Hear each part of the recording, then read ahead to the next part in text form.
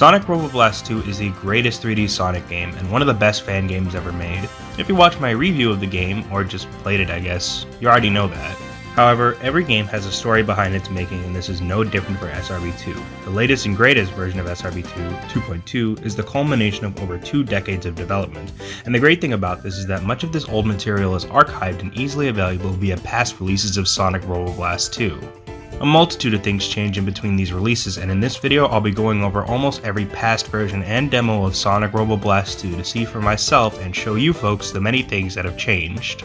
My history with SRB2 isn't that deep. I've only been playing the game since 2.0, so around 2009, but there are people who I presume have been with this game since it began development so long ago, maybe even people who played the first Sonic Robo Blast back when it came out in 1998.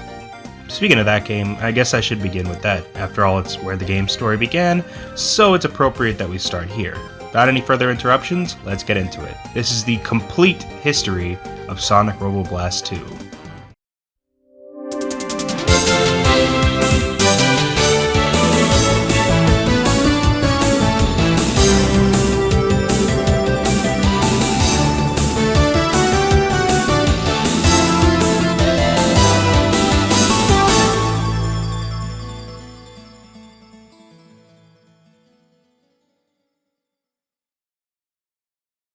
Sonic Robo Blast was released in early 1998 via the Games Factory, a software created to make game development easy as pie. The game was created by a man named Jonathan Wallbank, known under the alias Sonic Goo. Sonic Team Jr., the team responsible for Sonic Robo Blast 2, was not quite established yet, so Sonic Goo went solo for this game, which explains why it looks like a fan game and has a ridiculously buggy engine, but the game actually received quite a lot of acclaim when it was first released thanks to its long length and multitude of secrets, two elements that would clearly influence its sequel, Sonic Robo Blast 2. Sonic Robo Blast 2 was put into development and released shortly as yet another 2D game made within the Games Factory. Thus, I introduce you to the very first version of Sonic Robo Blast 2, the Games Factory version. Looking back at this, it's honestly hilarious to think about such a high quality 3D Sonic fan game began as a humble little 2D game, but then at the same time I find it absolutely fascinating in the sense that all these ideas included in TGF SRB2, stuff like the story involving the Black Meteor, not to mention some of the levels, would end up coming back when Sonic Robo Blast 2 would resurface as a 3D fan game.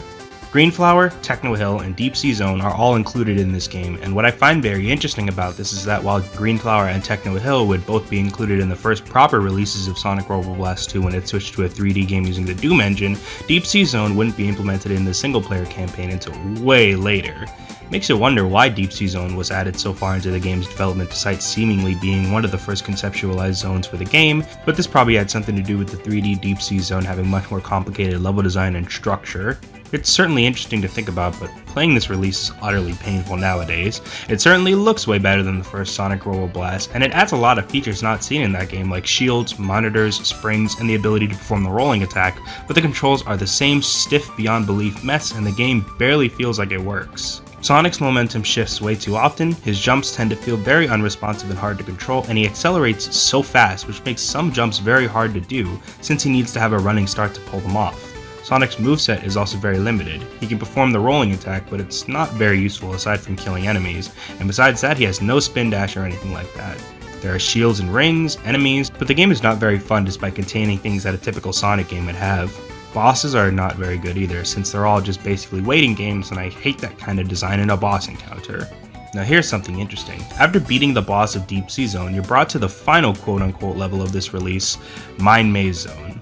Mine Maze, along with another level called Rocky Mountain, were two levels originally included in the SRB2 zone lineup that were eventually cut. However, ideas from the zone would persist and be combined to form Arid Canyon Zone, possibly explaining that level's late addition into the zone lineup of SRB2. This is also the only time either of those cut zones would appear in an SRB2 demo. Mine Maze only has one act in this game, and beating it sends you back to Deep Sea Zone, so it's obviously incomplete. Indeed, this version of SRB2 is quite the interesting time capsule into an era where SRB2 was never even meant to be in the third dimension, but why does it end so abruptly? I mean, only 4 zones? Well, after the completion of the version currently available on the SRB2 website, the game began to run into issues due to the Games Factory. Simply put, the program could not handle some of the ideas and ambitions that Sonic Goo intended to implement. Around this time, Sonic Goo also began receiving assistance from Simon Tomley, who went by the alias of Stealth. Tom Lee was responsible for many notable ROM hacks, including Knuckles in Sonic 1, which was quite the ROM hacking landmark back in the early 2000s, and he was also one of the developers of Sonic Mania, as well as the Sonic 1 and 2 remasters with his development company Headcanon. Tom Lee had offered to create a new engine for the game, but after a bit of time, he was unable to provide further help with the project, and the project as a whole came to a halt in September 1998. Then came in SSN Tales, another Sonic fan who was assisting with the creation of Sonic Robo Blast 2. Around the time of the development of SRB1, SSN Tales had created Sonic Doom 2, a Doom mod that added a number of Sonic elements into the 1994 shooter. In the midst of Sonic Who's struggle with the games factory, SSN Tales suggested creating the game using the Doom Legacy engine, and began developing the game as a 3D Sonic the Hedgehog fan game. And just like that, a great idea was born, and Sonic Robo Blast 2 would begin to take its modern form as a 3D Sonic fan game. SRB2 The Games Factory was thusly cancelled, but Sonic Who did release one more game using the engine, SRB1 Christmas. It's just a Christmas reskin of the stages found in the TGF version of SRB2, but it houses redrawn Sonic sprites. That's pretty neat. It was released in December 1998 as the last SRB2 related project that the developers would create in the Games Factory program. So, now SRB2's concept and structure as a game was set in stone, but SRB2 wasn't quite ready to enter proper development, so the team began work on a release that would showcase the game's general controls and aspects. This was the Sonic Robo Blast 2 Halloween demo, which was more of a proof of concept. However, the initial October 1999 release was only compatible with computers running DOS or Windows 9X, so I'm kinda unable to play it. Thankfully, in the year 2000, the game was re-released to celebrate its 1-year anniversary, and this re-release not only adds a new level, but is also compatible with modern computers. And this release is about as minimalistic as you can get, good lord. There's only one playable character, and it's Sonic. His moveset is about as simplistic as you'd expect for such an early proof of concept. He can run and jump, and he controls like ass. He's slippery beyond belief, and it makes precise platforming incredibly hard to pull off. His sprites are also totally unoriginal and taken from Sonic Extreme of all games. That's interesting to say the least, but it does coincide with a leak of Sonic Extreme's assets that occurred the same year, which saw many assets from the cancelled Saturn game being released, including Sonic's sprites. The design of the first level is more Doom-like than anything. There's a bit of platforming, but it doesn't really have much of a presence here, and instead a lot of the level design is large, empty, and boring. The only enemies here are ghosts, and despite rings being a thing in this release, they don't really act like rings in a Sonic game. They don't drop after Sonic takes a hit, so it's very possible to get juggled and killed by the enemies.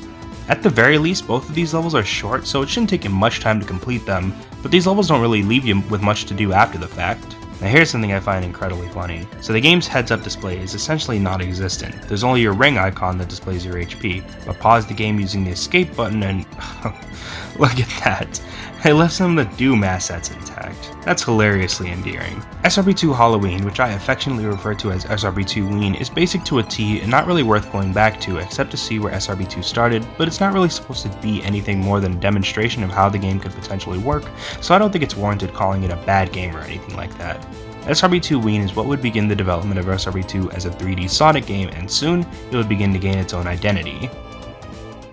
In December 1999, a month after SRB2 Ween, Team Sonic Jr. released Sonic Robo Blast 2 Christmas, another holiday-themed release that according to the SRB2 website was buggy and constantly crashed. However, as time went on, the team would release updates to stabilize the game and add new content. The Christmas series of releases, as described by the websites, were meant to expand upon the Halloween proof of concept. There's actually a story in this release where Dr. Robotnik decides to invite Sonic to a Christmas party, prompting Sonic to tread through the many dangerous snowy obstacles to see how genuine the Fat Doctor really is. The major thing that sets the Christmas and Halloween releases apart in my opinion is how they're designed. Whereas the Halloween demo resembled Doom in its level design, SRB2 Christmas adds more elements that resemble a Sonic game. Tons of classic elements like the spin dash, springs, monitors, and the ability to perform the rolling attack were added. Sonic even has access to a staple SRB2 ability, the Speed Thock, and funnily enough, you can actually use it infinitely for massive speed boosts. Later versions of the release would also add a HUD resembling Sonic 2. The Christmas demo feels like how I would expect Sonic Robo Blast 2 to play, and the level design is much better. Not only is there a variety of enemies, with staple SRB2 enemies like Crawlers being introduced here, but the levels feel more like Sonic levels, with broad and open level design and plenty of gimmicks. Sonic controls a lot better than he did last time. He's nowhere near as slippery, and the Thock makes him pretty fun to use. He also has a new set of sprites that, while not complete, look pretty good and would be used by the team for a very long time after. Tails is actually playable. Presumably he was meant to be exclusive to multiplayer, but you can use him in single player via a code. Works just as you'd expect him to though, with lower speed than Sonic and the ability to fly, which actually makes him a better choice for less experienced players. His sprites are complete for the most part, but he does use some sprites carried from Sonic, and the sprite used for when he flies is taken straight from Sonic 3 and Knuckles. Even Sonic is a bit guilty of this, as despite having new sprites, he still uses some sprites from Sonic Extreme for when he runs and jumps. The SRB2 Christmas release actually caught me off guard with how long it is. Granted, this was the result of over 10 months of updates, but it's still pretty crazy how this release, which is very much still a proof of concept, has over 10 levels. Doesn't sound like much compared to what we have now, I know, but it honestly took me by surprise. Halloween can be completed in less than 5 minutes, while fully completing Christmas took nearly an hour. The levels are varied though, so it's a pretty enjoyable time. The only level I really disliked was level 3. It has a bunch of precise platforming and it's pretty vague on where to go. Reaching level 6 leads to a boss fight with Robotnik, our earliest look into the first iteration of fights with the Fat Doctor that would inhabit the third act of every zone in future releases of SRB2. You fight him again in stage 10 labeled as the final boss, and it's a bit more challenging, but not by much. Oh, I unlocked a secret level. I guess it'll be... Whoa, what the hell? Am I seeing this right? I think I am. This is indeed a recreation of Emerald Coast, that level that, you know, came from an official Sonic game. This is so utterly surreal. Granted, the latest release of SRB2 Christmas was in September of 2000, while Sonic Adventure was released in 1998, so it's not that far-fetched, but it's still pretty damn weird. Still, it's actually a really cool secret. I can only imagine how cool it must have been discovering something like this at the time. This level has some big issues with the water physics though. It majorly hampers Sonic's momentum, making it borderline impossible to escape. You can also find the 7 Chaos Emeralds here, permitting Sonic to transform into Super Sonic, who was incredibly incomplete. He only has a single sprite that he uses for everything. Jumping, moving, everything you can think of.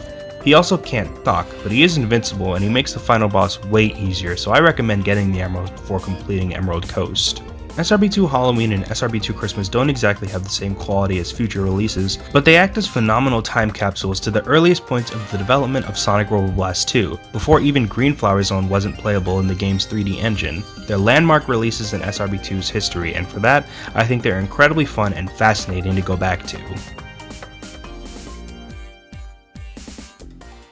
Now, Demo 2 is considered to be the first proper release of Sonic Robo Blast 2, but to tide fans over until its release, a small preview was released in between SRB2 Christmas's last update and the release of Demo 2. This release is known as Demo 1, and it is a demo in its purest form. Released in November 2000, SRB2 Demo 1 contains one level, a very, very early version of Greenflower Zone Act 1, and only Sonic is available to play. That's about it. This demo doesn't even feature the full version of the level. It ends in the area that in future demos will lead to a tunnel that continues the level.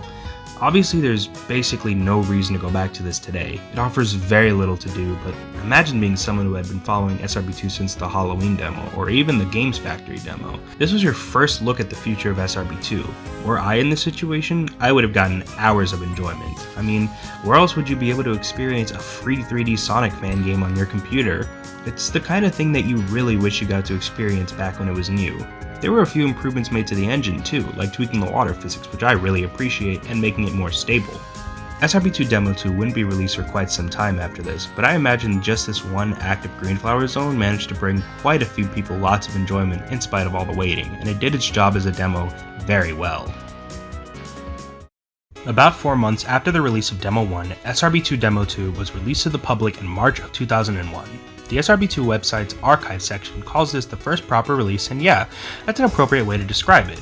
It's the beginning of an SRB2 that attempts to convert the concepts presented in the Games Factory version of the game into 3D. Greenflower Zone Act 1 appears in full alongside the second and third acts, the third being a boss fight against Robotnik, which is just a port of the previous battle with Robotnik from SRB2 Christmas. The second act compared to the first is much bigger. There are more pathways and places to see, although gimmick-wise it doesn't really add much compared to Act 1.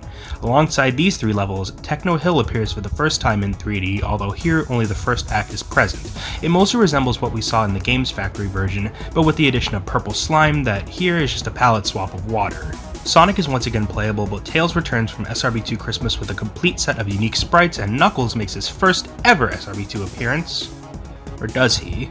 Yeah, what resembles a red Tails is actually Knuckles. Whether because of time constraints or something else, Knuckles sprites are made up of a mishmash of Sonic sprites, Tails sprites, and even those old Sonic Extreme sprites used in SRB2 Halloween and Christmas. His gliding uses stock sprites, he can't climb walls, and he doesn't even have an icon for the life counter. For all intents and purposes, he's incomplete. The other two are fine though, their moves work well and everyone is pretty fun to play, even Knuckles in all his broken goodness. Despite being a complete release, it's not exactly a complete game, even when you look past the obvious incomplete aspects, like the small level lineup and unfinished characters. There's other aspects missing, like a lack of special stages despite there being emeralds. This version did introduce a title screen and menu UI that would pretty much be used for all future versions, and that's pretty cool, despite it being very minimalistic. I would say it was a pretty satisfying payoff after Demo 1, but this was also only a small preview of what was to come. Demo 3 was released a few months later, on the same day as Sonic Adventure 2 actually, that's cool, to celebrate the series' 10th anniversary, and it didn't really change much. In terms of single player stuff anyway, this version actually added many new multiplayer features, but not much new single player stuff.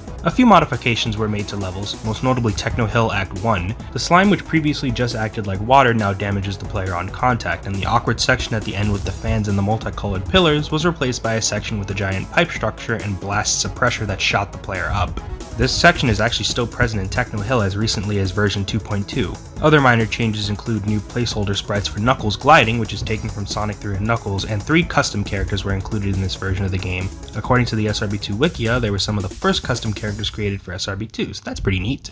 However, after Demo 3, SRB2 demos would begin to start displaying much more rapid change and evolution. Demo 4, released in December of 2001, was a big release. One of the biggest draws to the original Sonic Robo Blast was its oodles of secret content, and SRB2 was always planned to continue that tradition.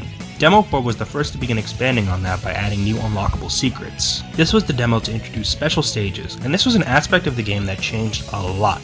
In Demo 4 they were incredibly difficult. The basic concept for them stayed the same for most releases, an arena where you would run around collecting rings within a certain amount of time. The issue with these is that the arenas are massive with incredibly spread out rings and the time limits are ridiculously strict.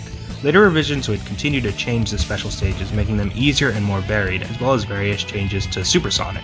Yes, the Golden Spiked Dragon Ball Z ripoff returns in Demo 4 with a new set of sprites. Kinda. Super Sonic's abilities are all intact from SRB2 Christmas, but his sprites are just normal Sonic sprites with Superman cape added. This was just a placeholder, but the devs would play off this sprite set as a joke for the rest of its life, eventually adding a Superman icon as a placeholder for Super Sonic's life count icon, and even having the Superman the Animated Series theme as his background music. That's pretty funny. Also introduced was Castle Eggman Zone. Here it's a secret unlockable level, and it's mostly unfinished visually, but is perfectly playable. Demo 4 also sports a few date-activated secrets, most notably a Mario-themed level and a Christmas-themed level that could be unlocked by playing the game on certain dates. The reason I talk about these very briefly is because all these concepts would be greatly fleshed out in the next series of releases. Demo 4 was also the first version to be patched rather than being directly replaced by a new numbered update, a trend that all future SRB2 releases would follow. Demo 4.1 didn't exactly introduce many substantial new aspects, but it did introduce this. This is Ugly Knux. Knuckles was given a set of placeholder sprites for this version created by taking a model made by an SRB2 community member named JackalZXA and capturing it in sprite form. I don't even know what to say. It's so bad, but it's so amazing. These sprites would stay with SRB2 for a long time, and even after Knuckles received a proper set of sprites, the community would work to keep the spirit of Ugly Knux alive, and he's been preserved as a mod in most versions of SRB2 after the game officially stopped using them. Beautiful. After Demo 4.1's release, Demo 4.32 would be released and patched to Demo 4.35. These releases fixed a few bugs and also ported the game to Doom Legacy 1.32 engine, as well as being the first SRB2 release to have a character select screen and a revision of the special stages. These many demo releases served as a demonstration of how SRB2 level design concepts would work, but soon after, the team sought to begin working on taking these concepts and executing them in a more streamlined, classic Sonic style fashion. Thus, the final demo series of releases began and proved to be some of SRB2's most ambitious demos yet. Final Demo 1.01 was released in June of 2003 and was, as the name would suggest and simultaneously contradict given the version number, meant to be the last demo before the final release of the full game. Again, putting myself into the shoes of someone who followed the game since SRB2 Halloween or Christmas, I can only imagine how exciting it must have been. But it was not the last demo. It received multiple patches and will later be straight up updated, giving us Final Demo 1.08. Final Demo 1.09, which was patched into Final Demo 1.09.2, and later, the last two Final Demo releases, Final Demo 1.09.3 and Final Demo 1.09.4. That is a lot of Final Demos. It's worth mentioning that although version 2.0 was released after the last Final Demo and added a shit ton of content, it wasn't the full game like they intended, and later, development shifted so that there wasn't really a specified final version in mind. Back to Final Demos though, this is where SRB2 begins to take the shape and structure of a typical Sonic game. Multiple new levels were added. Techno Hill finally received its second act, although I found out via the SRB2 wiki that there's actually an early version of the stage that exists in Demo 4. It's only accessible via SRB2 launchers, which were old programs used to load add-ons and start net games. It's obviously very incomplete, although it seems like the level's general concept was realized at this point. Just like in the Games Factory version, Techno Hill Act 2 takes place within a factory filled with the stage's trademark slime. It's quite an open level, there's a lot of pathways, and it's got a very unique concept. You're tasked with finding a switch in the stage in order to drain liquid blocking off the goalpost. Techno Hill Act 3 houses a fight with the Egg Slimer, a boss I'm not a huge fan of personally. Castle Eggman Zone, the previously hidden stage, was given unique assets to replace the textures it reused from Greenflower Zone and was implemented into the main campaign, acting as a placeholder final level. What's interesting is that the absence of this level in the original Zone lineup suggests it wasn't created until SRB2 began development on the Doom engine, likely making it the youngest stage to be present in this demo, with its implementation even predating Deep Sea Zone, which has existed since the first version of the game. We can assume it was added to the main game just for the sake of adding more variety to the Zone lineup. Both acts are kinda like scavenger hunts. The first act is almost maze-like, with a ton of paths and many tight corridors, and the main goal being to open the door blocking the goalpost by finding a switch. Act 2 runs with the switch gimmick, only now there's like 7 of them. The third act is the battle with Robotnik, and after beating him, the newly added credits crawl plays, as opposed to the levels infinitely looping. The credits uses a remix of Metropolis Zone from Sonic 2 and is preceded by this infamous cutscene of Sonic telling the player, "This is the last release before the final game comes out." No, the fuck it's not, you lying little shit! Worth mentioning is that in addition to these credits, new elements of the presentation were created for the intro as well. A new intro cutscene explaining the story, and a new character selection screen was also added with some nice music and descriptions for the characters. The ability to change characters at any time in the game was also removed. Checkpoints and continues were added, and all but Castle Eggman had their third acts end with the player breaking open an animal capsule rather than just cutting to the end screen. Needless to say, this was a massive update for the single player, but I think the biggest change was to how SRB2 secrets worked. The Final Demo series was the first to feature emblems inspired by the ones in the Sonic Adventure series. How emblems are collected and what they unlock has changed throughout the game's history, but for the Final Demo series, there are 3 emblems hidden in each non-boss act, with each character able to collect one.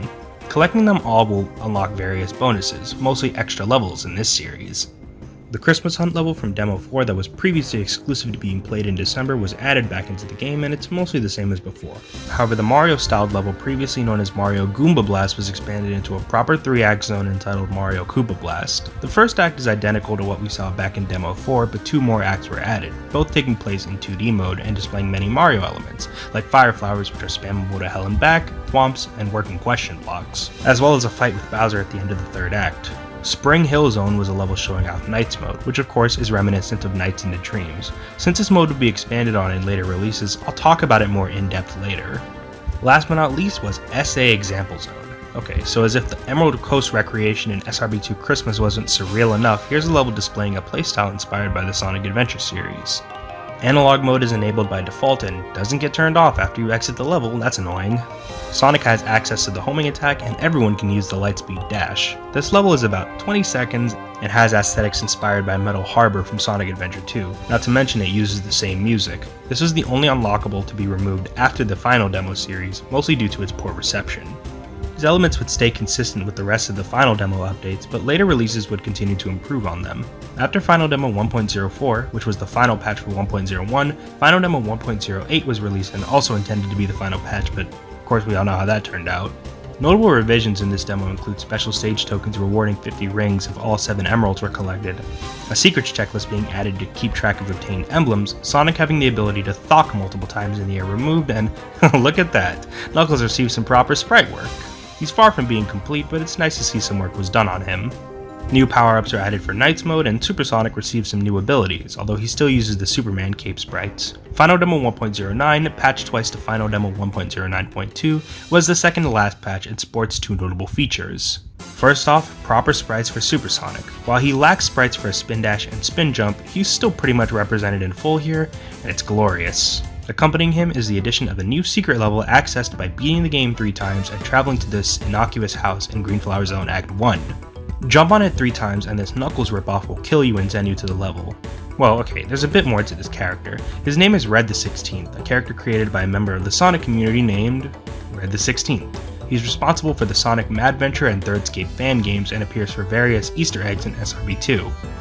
Even to this day in 2.2, his house in Greenflower Zone Act 1 has a note that appears once all 200 emblems are collected, thanking the player and community for keeping the game alive.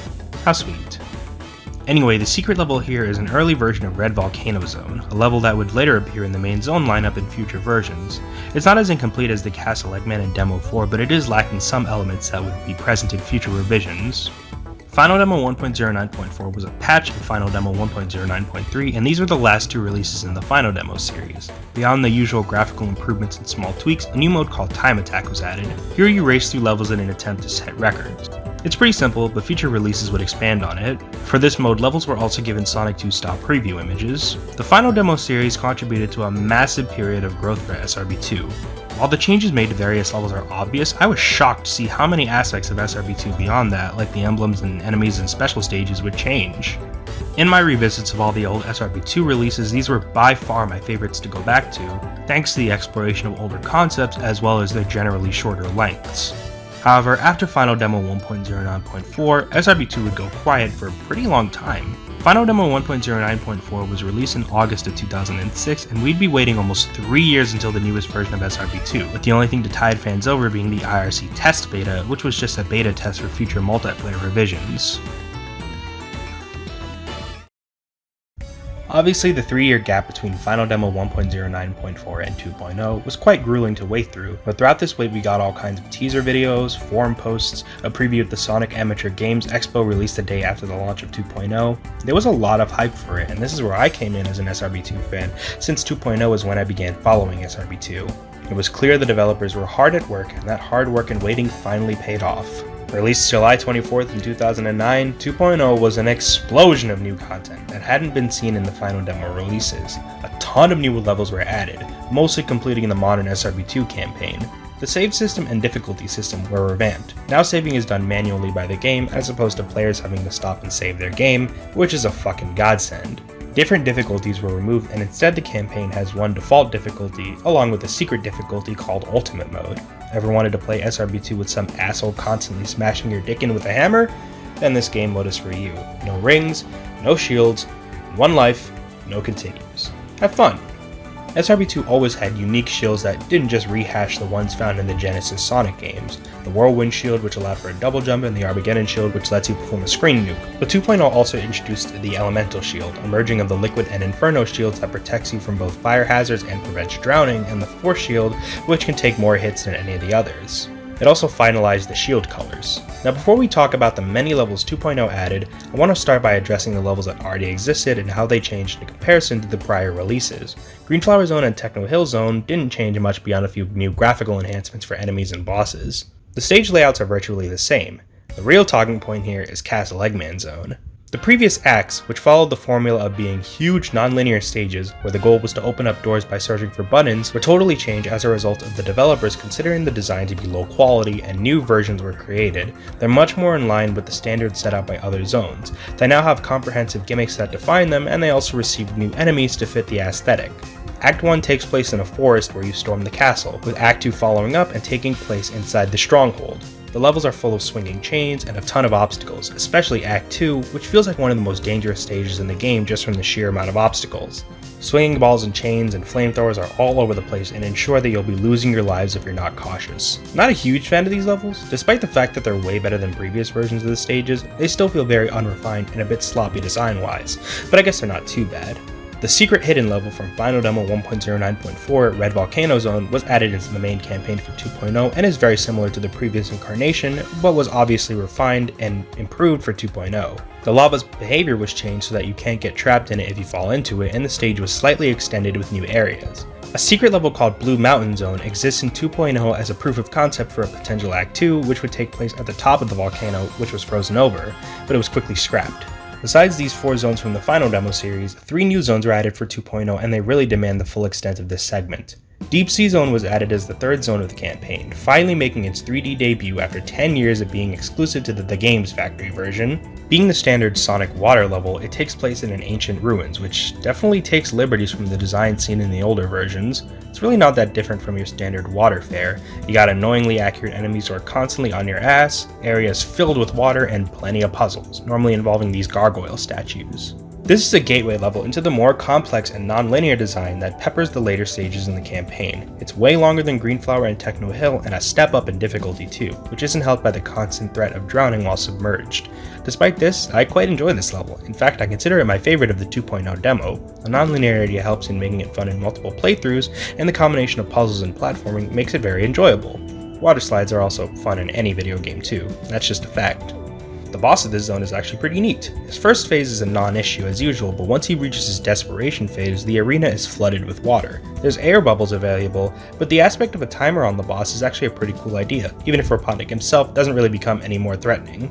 Following Deep Sea Zone is Cast Legman Zone, of course, which at this point did not have a boss fight. Beating Act 2 sends you directly to the next zone, Arid Canyon Zone. This is the first zone introduced in 2.0 that was not present in the Games Factory version of SRB2. Instead, it's a result of a merging of 2 scrapped zones, Mine Maze Zone, which was in the SRB2, the Games Factory version, and Rocky Mountain Zone, which was not.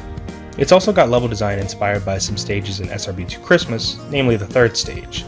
This convergence leads us to a level taking place in a dried out canyon that Robotnik began using for his mining activities. This and Red Volcano Zone both lack second acts, although Arid Canyon's lack of a second act can possibly be blamed on the fact that it was likely designed late into development. The stage itself is a culmination of the non-linear design introduced in Cast Legman Zone and Deep Sea Zone. This level has so many different diverging paths that it's kinda ridiculous. It's full of bottomless pits and the enemies are relentless in tailing you. This non-linearity also works in your benefit, however, as you can cut through major parts of the level once you learn the design. I really like the scope of this level. It feels massive, but not insurmountable. A perfect balance for such a large level, although it's far from the biggest you'll see in this game. The next zone in the lineup is Red Volcano, and it sort of has a rough zone transition akin to Sonic 3 and Knuckles, and this is the entrance to the final zone of SRB2, Egg Rock Zone. Even though this wasn't in the Games Factory version, a level called Robotnik Rock is mentioned in older versions of the SRB2 zone lineup, and even then, it's the base that Robotnik is built around the Black Meteorite, so this one didn't really come out of left field. Fitting for a level that slips into the spot of Final Zone, but damn is this stage hard. The amount of obstacles is such that you're never avoiding what each of the rooms in this stage has to throw at you in the same way. It's full of hazards and constantly out to kill you with lava, anti-gravity, bottomless pits galore, and lasers. Act 2 of Egg Rock Zone in particular is over 7 minutes long and is easily the hardest individual stage in the game, with its constant assault of enemies, gravity shifting, and the infamous wind tunnel room. You won't be making it through this gauntlet without a few lives lost. At the end of the game stands the final boss of Black Robotnik. Fuck this boss, seriously, it sucks. Black Robotnik, which funnily enough is based on a robot originally shown in the Sonic the Hedgehog OVA, is one of the biggest pains in the asses you'll ever encounter in a Sonic game, official or not. The basic idea is that there are 2 ways of hitting this death machine. You can either direct his missiles that he fires at you into him, or you can jump onto his head. While he is trying to do this, he is incessantly assaulting you with projectiles, firing sticky blasts of I hope to God is glue or something that will completely halt your movement and can totally fuck you over if you're in the air, and jumping towards you with no regard for absolutely anyone or anything's safety. Hitting the son of a bitch isn't that difficult once you figure out how to keep yourself safe, but it's always a tense experience when you're doing anything over a bottomless pit, especially considering the fucking onslaught of projectiles. So that's the full single-player campaign of SRB2, and it's plain to see a lot of new content was added for players to experience. For the sake of 2.0, these levels also had emblems added to them, although the emblems pretty much work the same way that they did throughout the final demo releases. Each character has 1 emblem in each of the stages that they can collect, raising the total emblem tally to 40. Special stages remain unchanged for the most part, and I already talked about how much those fluctuated throughout the final demo releases, and general unlockables have stayed the same for the most part too. The biggest difference is the removal of Christmas Hunt Zone and SA Example Zone. Instead, we have a remake of Sonic Robo Blast 1 using 2D mode, which is normally only encountered in Ed Rock Zone. It doesn't include every single stage from the original, but it's still a pretty comprehensive remake.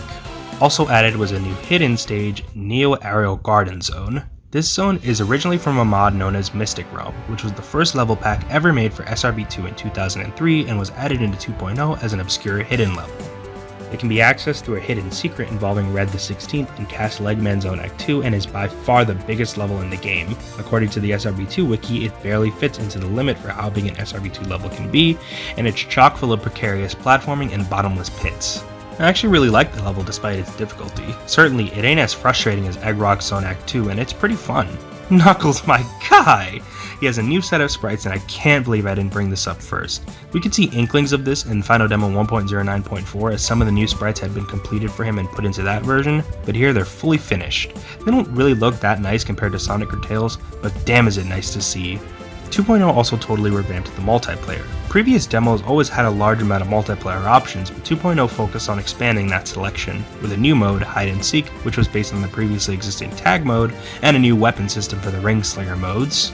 In many ways, 2.0 is less a refinement of previous demos and more a completion. There were changes, for sure, like with Cast Legman Zone, and other levels that had their structure changed, but 2.0's development clearly had a larger focus on completing the campaign than ironing out issues of the previous demos. 2.0 may have changed a lot, but the amount the team modified in this version pales in comparison to the sheer amount that 2.1 and 2.2 changed. It's worth mentioning before we leave it that 2.0 was the last version where SSN Tails, one of the original devs, was involved. He departed after it was released as he had been married about a year before, which is why some people refer to SRB2 2.0 as SRB2 Marriage Edition, or ME. 2.0 was also patched multiple times, but there's not a whole bunch of noteworthy stuff to talk about in these departments besides changes to some multiplayer stuff and some visual adjustments. SRB2 2.1 was initially released on the 15th of March in 2014, about a year after the last patch for 2.0. It's worth mentioning that 2.1 is by far the most patched version of SRB2 to be released, having received over 25 different revisions through its 5-year period of being the current version of SRB2. Only the latest version of 2.1, 2.1.25, is available on the SRB2 website's archive, but the SRB2 wiki specifies most of the changes made in 2.1 patches were simply bug fixes, and most of the older unpatched versions can still be found and played. Interestingly, it seems many features added into patches of 2.1 were previews of features that would later be added in 2.2. I'm not even sure where to begin with 2.1, honestly. Almost every aspect of the game that had been preserved in 2.0 was totally changed and refined, so there's a shitload of them to cover. Starting with the levels, a good chunk of them received lots of revisions in a push to update the single-player campaign's consistency and quality, leading to numerous levels being changed in major and minor ways. Both acts of Greenflower Zone and the first act of Techno Hill Zone were minorly expanded. Existing areas of the stages were made longer and more nuanced, noticeable undoubtedly, but nothing compared to later stages in the campaign. Techno Hill Act 1 did get changed in a pretty major way visually. While the stage mostly used assets from Greenflower Zone in previous incarnations, it's now received a totally new look. Orange skies and dark brown grass textures are used in the outdoor portions to better put across the level's theme of having been overrun with pollution, and the slime that previously only damaged the player is now incredibly buoyant instead. Standard platforming design conventions designate that there are items hidden in the slime, requiring proper placement to get them. A new path for Knuckles was added, and the general design was enhanced to make it more satisfying to play through and more distinct from Greenflower Zone. Techno Hill Act 2 was completely redesigned from scratch for 2.1, presumably because the stages designed from the final demo series and 2.0 wouldn't really work given the redesigned slime mechanics. While the aesthetic is similar in some ways, the level design and structure have been completely changed to more resemble the conventions of every other level. No more switch hunting, it's simply a matter of getting from point A to point B. It's longer, uses more gimmicks from Act 1 and in more creative ways, and the use of the bouncy slime is way more involved here, to the point that certain sections are impassable without learning how to exploit it. I really like this level both from a visual standpoint and in terms of its design. The boss of Techno Hill had its AI changed to be a bit less fucking annoying, and a glass barrier was added to the arena to keep players from falling off the edge after hitting the boss himself. Deep Sea Zone was changed to slightly lower the difficulty and adjust some of the level's problematic level design. More air bubbles were added to select sections, and the amount of bottomless pits was toned down. Deep Sea Zone also had its boss modified. Now instead of flooding the arena in his pinch phase, he'll summon duplicates that will fire missiles at you. Cast Legman Zone is a big talking point here. The stage was unfinished in 2.0, but has now been completed and refined for this version. While Act 1 remains similar in layout, some of the mechanics have seen tweaking. The swinging chains are bigger, meaning they won't pass through you when you try to stand under them, and the ability to change directions mid-swing was removed.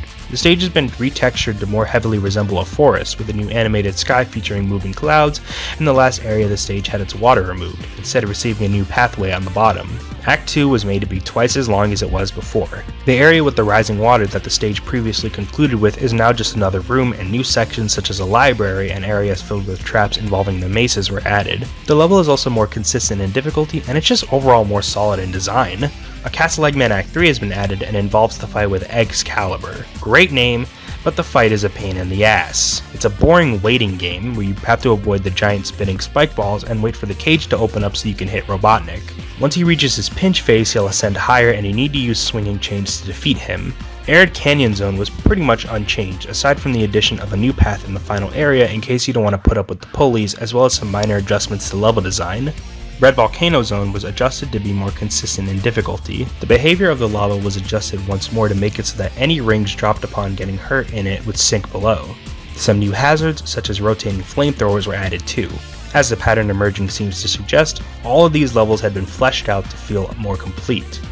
Egg Rock Zone had a lot of adjustments made to make it a bit less brutal. New areas were added, like this anti-gravity stairway, enemies were added to Act 1 which previously had no enemies in 2.0, and some bullshit sections like the godforsaken wind tunnel from Act 2 were removed.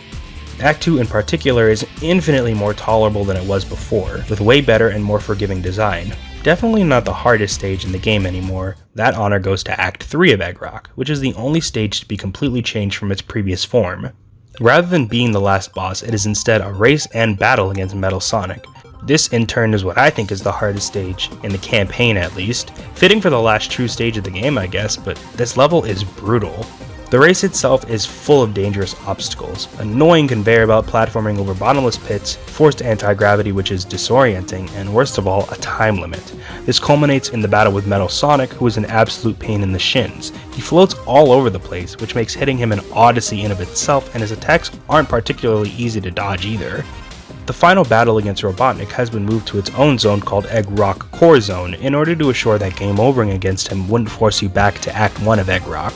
Black Robotnik has been made much smaller and his battle has been totally reworked, now sort of resembling the Cyber Demon fight from Doom.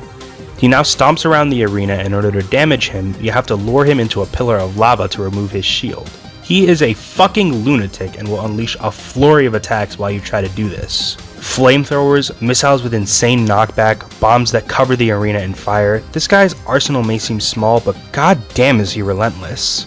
Obviously these changes to the campaign were numerous and comprehensive, but believe me, it doesn't end here. So let's get into some of the ways the game changed outside of the level design. First of all, the special stages are totally different. Gone are the platforming ring collectathons, and instead the special stages take place within Nights mode. Previously this mode was only used for one unlockable stage, Spring Hill Zone, but now every special stage as well as a few added bonus stages use it. Each of these stages are based on the aesthetic of the main campaign stages and have a difficulty curve that follows suit, with Floral Field, the first one being very easy and getting harder and harder up until Egg Satellite Zone, which is the hardest of the 7. The goal of them is similar to Spring Hill. Collect enough blue spheres to bust open a capsule obtaining the emerald and get back to the starting area before time runs out. 2 new power-ups, Extra Time and Link Freeze were added, and the controls of Night Mode were overall improved. The emblem system of 2.1 was overhauled and completely expands SRB2's unlockables. Where do I even begin? Emblem collecting in the stages has been totally overhauled. 2 more hidden emblems have been added to each stage, making for a total of 5, and the locations of these emblems were changed. Most importantly though, every character can now collect any emblem, although there's still a good amount of emblems that only certain characters can reach. Time Attack from Final Demo 1.09.4 and 2.0 was revamped into Record Mode, and this is the biggest highlight of the 2.1 changes in my opinion. While it maintains the same purpose as Time Attack, a new ghost function was added to help keep track of records. Lives and checkpoints were removed from the levels for this mode, and most importantly, emblems connected to the Record Mode have been added. This expands the amount of content in this game massively, as with both the addition of new emblems for existing stages and new stages getting emblems, the emblem count is raised from 40 to a whopping 160. 4 times as many of these little bastards for you to hunt down. By getting a fast enough time, high enough score, and big enough ring tally, you can obtain 3 emblems for the stages in Record Mode. Bosses also have an emblem for beating them fast enough. The addition of many more night stages also prompted the addition of a record mode for night stages called Nights Mode, where you can obtain emblems by getting an A rank in the stages, which essentially just requires you to obtain a high enough score and completing them fast enough. With this increase in emblems comes new hidden content.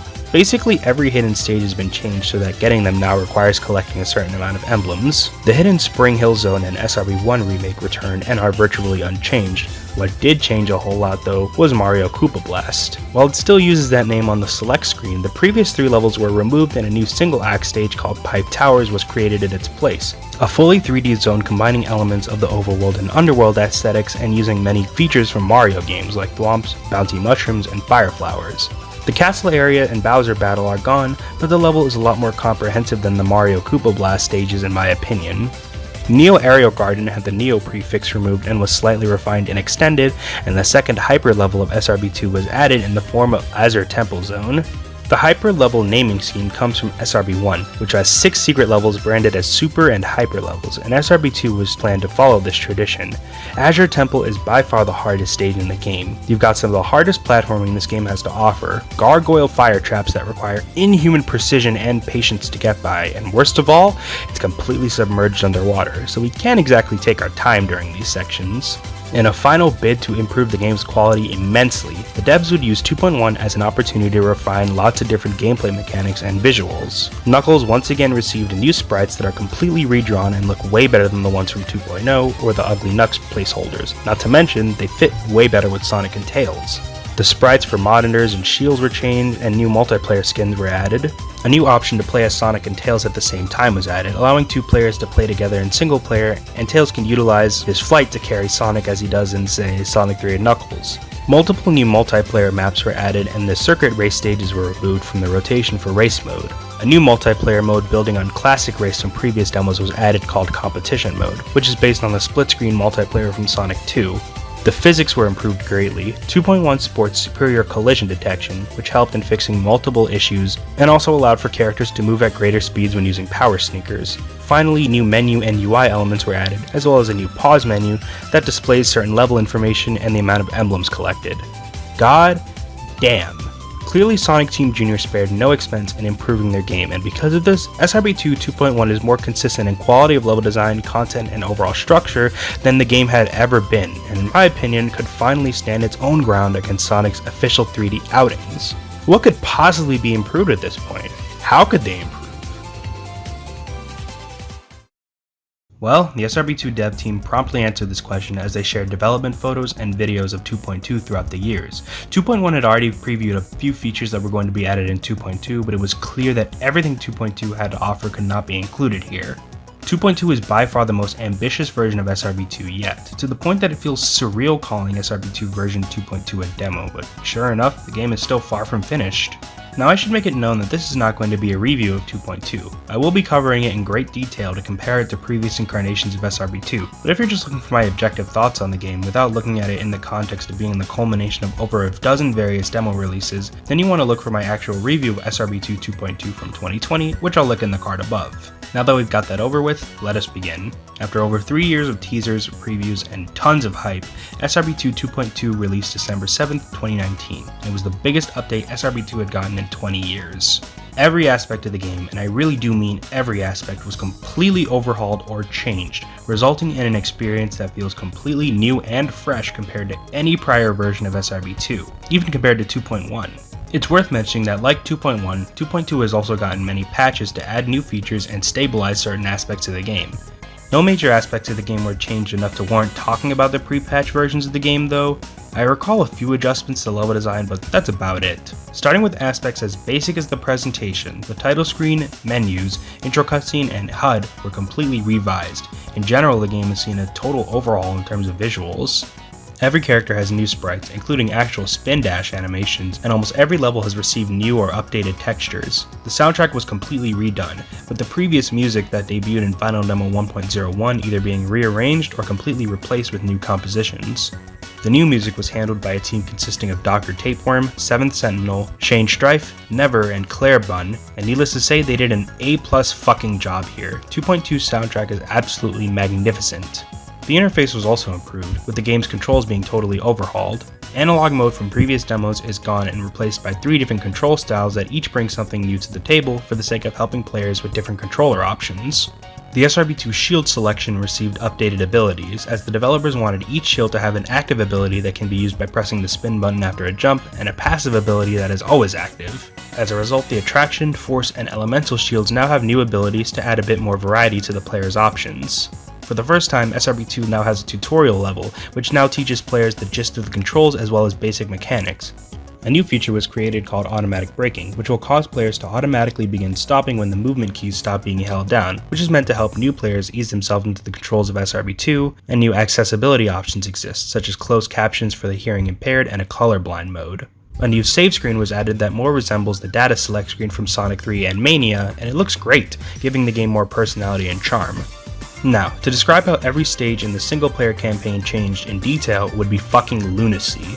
With a few exceptions, every level in 2.2 was completely remade from scratch, and even the ones that didn't totally get revamped, they were fleshed out to be longer, more interesting, and contained slopes, a new addition to 2.2 which allows for more Sonic-style level design. They really left no stone unturned as far as redoing the 20-plus-year-old levels, and the only zone that really wasn't touched at all was Egg Rock Zone, although this is really likely to be changed soon. In the SRB2 2.2 20th anniversary trailer that was released almost 2 years before 2.2's launch, we can see an Egg Rock Zone design that is radically different from what we have in 2.2, but according to the SRB2 wiki, this design was scrapped and a redesign is still in the works to this day. The most notable thing about many of the campaign levels is that while they mostly consist of new areas, some seem to reuse areas from the 2.1 level designs, such as this segment in Deep Sea Zone Act 2 that previously ended Act 1 in 2.1. Greenflower Zone and Techno Hill received minor layout changes. Much like 2.1, they were mostly extended rather than outright changed. Deep Sea Zone and Castle Eggman Zone were both remade from scratch, with new level design and visuals. Deep Sea Zone now consists of more outdoor sections and more varied textures. The stage also consists of new challenges involving these remote-activated mines, new enemies, and retoolings of the gargoyle puzzles. Castle Eggman's 2.1 level design was considered rather low quality, so the stage was remade from scratch and is the first stage to not really have any traces of its previous design incarnations. It still maintains some of the same mechanics, and the level theme of Act 1 taking place mostly in a forest, while Act 2 moves to the inside of a castle, but design-wise it's very different. Castle Eggman 2 in particular is much larger, containing some massive outdoor sections, and better and more consistent design. Arid Canyon and Red Volcano are the real standouts, as both have totally radical visual updates and new mechanics. They pretty much removed any references to mining in Arid Canyon Zone Act 1, and instead it's more of a Wild West throwback. In addition, it's fucking full of explosives, which send the player flying if they explode near you, tornadoes that send you flying, and harmful cacti. It's a full-on Looney Tunes throwback, which is amazing and gives the level tons of charm. Red Volcano has been changed to less resemble Lava Reef, and now has sort of a prehistoric jungle aesthetic to it. It's also gotten a new gimmick in the form of the Rollout Rock, which the player must use to navigate through lava. However, it's still only a one-act zone, but now it's the only one-act zone. Yep, 2.2 debuts the second and third act of Arid Canyon Zone. Act 2 takes place in a sunset, but with the addition of some rudimentary minecart sections. Riding these things will usually require the player to switch tracks for the purpose of avoiding hazards. It's simple, but pretty fun. Act 3 of Arid Canyon has you battling Fang the Sniper, who bounces around the room throwing bombs and firing his pop gun. As mentioned previously, Egg Rock Zone was unchanged for the most part, but Act 3 was moved to the first act of the new final zone, Black Core Zone. The Metal Sonic race was made significantly easier thanks to the removal of bottomless pits from a lot of the more difficult platforming sections, and the Metal Sonic battle was moved to the second act of Black Core rather than taking place directly after the race, thank God. The third act of Black Core has you battling Black Eggman once again, and a new ending and credit sequence were added too. The bosses are an entire story, almost all of them having new attacks or revised patterns and being overall more polished. The biggest standout to me is Excalibur, who has been given a new name and a much more involved battle. The Egg Coliseum will now only open up after hitting all the buttons that surround the arena, making things much faster and more involved, and the second phase is way better too. Quite the turnaround if you ask me. Shortly after 2.2 was released, Furious Fox uploaded a scrapped boss fight on the SRB2 forums, which was meant to be the boss of the third act of Egg Rock Zone. The boss would have had Robotnik in a column firing missiles at the player, with the idea being that hitting him would cause lava in the arena to change positions, forcing the player to change gravity. The boss was ultimately scrapped and Egg Rock Zone went without a boss in the final version of 2.0. Bosses also no longer have rings in their arena, and instead the player is granted 10 rings at the beginning of the fight. The 2 hyper levels were retitled as challenge stages and got some revisions. They're also joined by a 3rd new challenge stage called Haunted Heights Zone. The stage was originally by Dr. Tapeworm for the 2014 September-October OLDC competition and ended up winning in this division. Bit of a funny coincidence that there's a Halloween level in the game, considering that the first real SRB2 demo was also Halloween themed. It's got the Techno Hill slime, spooky enemies, and a sufficient challenge. These 3 stages also debut the fire, bubble, and lightning shields from Sonic 3 into Sonic Robo Blast 2, which is really neat. Pipe Towers has also been joined by a multitude of new secret levels too. Frozen Hillside is another competition winner, this time from the 2011 May-June OLDC competition, and I like it a lot. It's short, very fun, and the music is excellent. 2 new hidden stages have been added based on older level designs. Forest Fortress is an old concept of Castle Eggman Act 1 that was scrapped, and while I'm not sure why they decided to preserve it, it is a really damn fun level, although I prefer the actual Castle Eggman Act 1 personally. In addition, the old pre-2.1 design of Techno Hill Act 2 has been added and rebranded as Techno Legacy Zone. The slime's been recolored and retains its properties from pre-2.1, but the stage is the same otherwise. A nice little relic from the past, I guess.